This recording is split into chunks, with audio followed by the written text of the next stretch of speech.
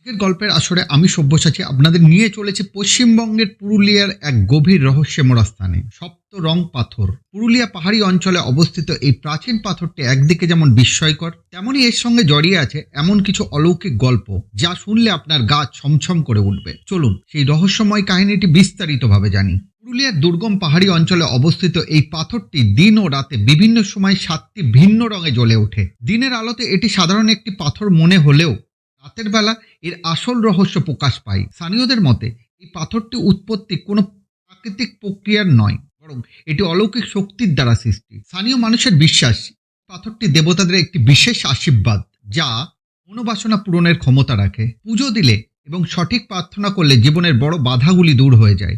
অনেকে বলেন পাথরটির চারপাশে বসে ধ্যান করলে এক অদ্ভুত শক্তির অনুভব হয়, যা শরীর এবং মনকে সম্পূর্ণভাবে প্রভাবিত করে। তবে পাথরের আশেপাশে রাত্রে থাকাটা মোটেই নিরাপদ নয় বলে মনে করা হয়। কথিত আছে রাতের বেলায় এই পাথরের কাছাকাছি গেলে এক ধরনের অদ্ভুত আওয়াজ শোনা যায়। কেউ কেউ জানিয়েছেন তারা দেখেছেন এক রহস্যময় ছায়ামূর্তি পাথরের চারপাশে ঘোরাফেরা করছে। একবার একদল অভিযাত্রী রাতের বেলা পাথরের কাছে ক্যাম্পিং করতে গিয়েছিলেন।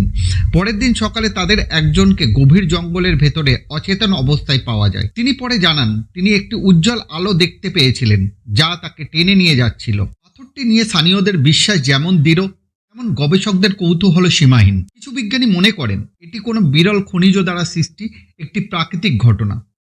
স্থানীয়রা এই ব্যাখ্যা মানতে নারাজ এবং একে দেবতার অলৌকিক সৃষ্টি বলে মনে করেন। আপনি কি মনে করেন সপ্তরং পাথর একটি অলৌকিক রহস্য, নাকি এর পিছনে রয়েছে কোনো বৈজ্ঞানিক ব্যাখ্যা? আপনি যদি কখনো পুরুলিয়া যান, এই পাথরের কাছে যাওয়ার সাহস করবেন? রহস্যের যাত্রা এখানেই শেষ নয়। পরবর্তী গল্পে আবার দেখা হবে নতুন রহস্য আর ভয়ের কাহিনী নিয়ে। ততক্ষণ পর্যন্ত ভাবুন, এই পৃথিবীতে রহস্য কি সত্যিই অন্তহীন?